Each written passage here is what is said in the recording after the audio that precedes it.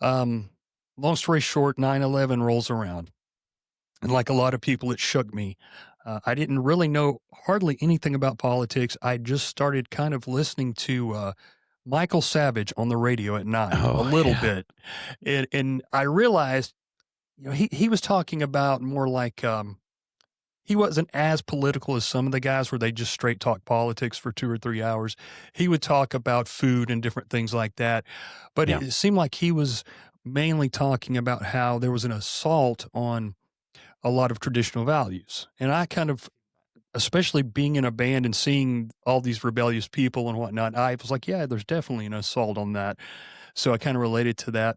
I listened to Limbaugh just a little bit, but really didn't get into him at the time.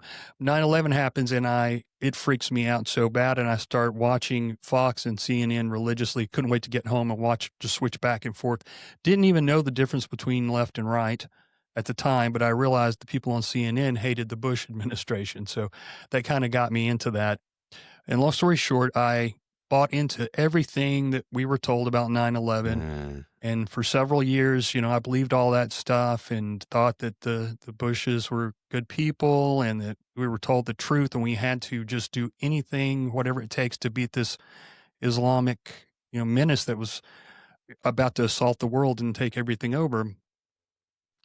And as I started paying more and more attention to politics, I read a book called Propaganda by Edward Bernays, and it was from the Wilson. Well, it came after the Wilson administration, but he worked with this group that was created under the Wilson administration called the Committee on Public Information, and it was a propaganda outfit, a department that they created specifically to talk the American people into going along with our great sacrifice for World War One, because up to that point we were more of a non-interventionist society and we wouldn't want to be in these foreign entanglements.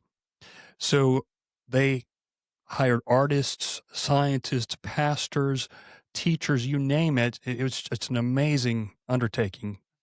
And using all the means at their hands at the time, radio, print, speeches, things like that, they talked the people into being okay with the sacrifice that they went through. So finding all that out, Bernays says in his book, after learning how to psychologically manipulate mass amounts of people that they knew then, he wrote that book in 1928. They had already figured out by that time how to manipulate the American people and make them do whatever they wanted them to do. So that was an eye opener for me. And then I started paying attention to the politicians, and I'm like, hey, they say one thing, they talk a good game, but when it comes down to it, they don't deliver a lot of times. And I started to notice how they just always were pro-war. mm, There's no, it's just a given now.